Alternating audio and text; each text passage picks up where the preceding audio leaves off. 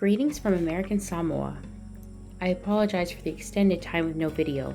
My life has been nothing but school and work, and honestly, it's probably just going to get worse.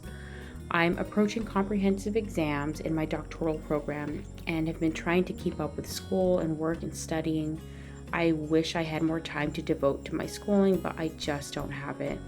I work a full-time job. I do 1 hour of tutoring every day after school, and I work about 15 to 20 hours a week teaching English online. From the second I get home, I teach more classes and do schoolwork, usually until midnight, and then I wake up at 5 a.m. the next day and I do it all over again.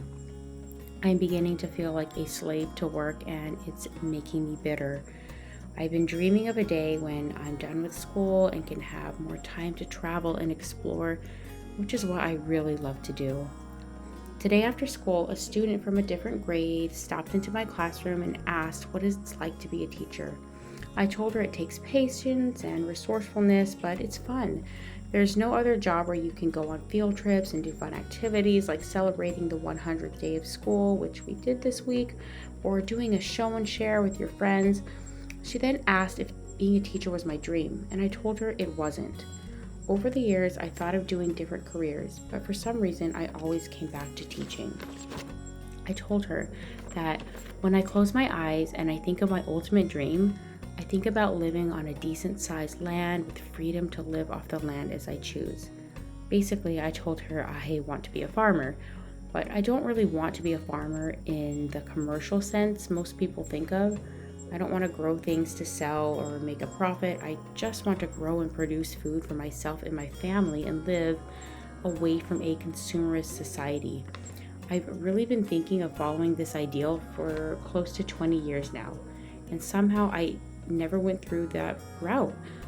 I've grown a garden, I've raised chickens, rabbits, goats, but never to a scale that I could solely survive on. I've never had the time. And then it got me thinking of the concept of time and how it's really our most precious commodity. We never get time back. I've been pondering on what I'm going to do after I graduate. And, I'd love to travel. I really want a piece of land, though, to call my own and to bring my homestead dream to fruition. So 2 years ago, I took a trip to upstate New York and I visited an Amish community.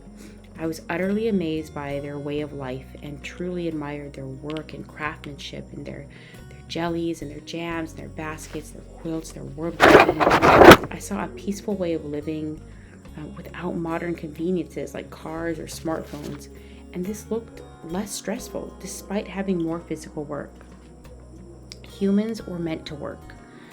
They were meant to work hard and be creative and innovative. And I think we've lost this ingenuity over time due to the substantial dominance of technology. Sometimes I truly resent the fact that I rely so heavily on my computer.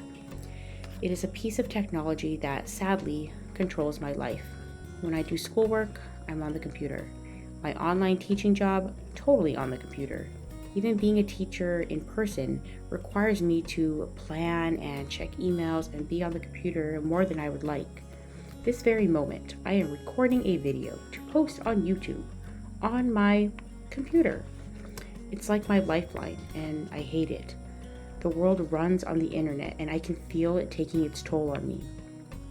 I think of my students over the years and how many kids just don't read anymore. Like they won't even pick up a book without expecting some sort of reward.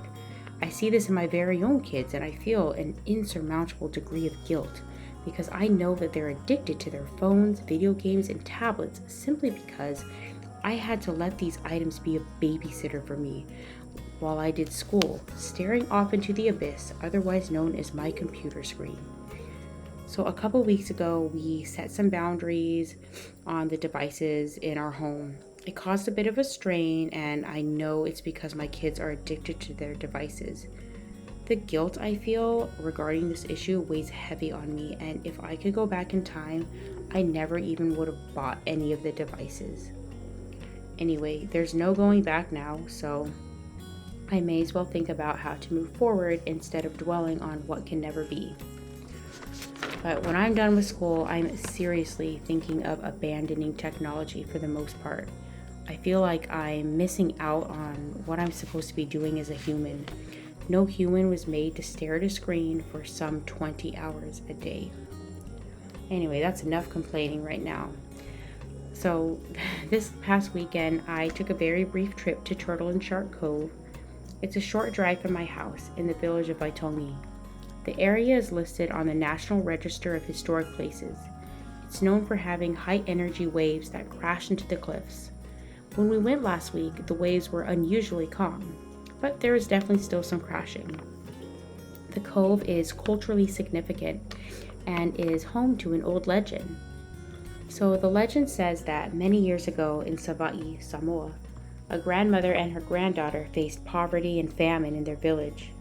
No one helped them, and their village became laden with distrust and cynicism. They decided to put their fate into the sea and jumped into the ocean to end their misery.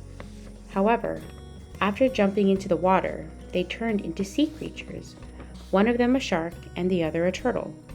The grandmother and granddaughter swam and swam until they landed in Vaitogi, now in American Samoa.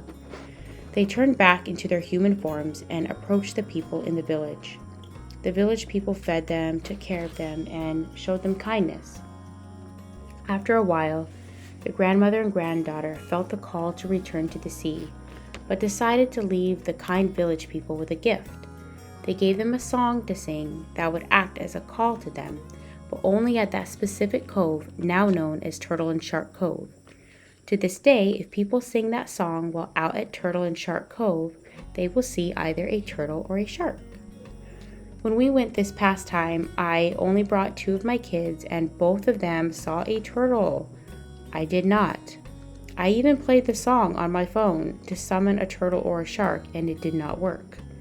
Maybe you have to actually sing the song, so I guess I should learn it. Anyway, outside of this brief outing, I've been consumed with school, and like I said, my videos will likely become more sparse, at least until comprehensive exams are completed.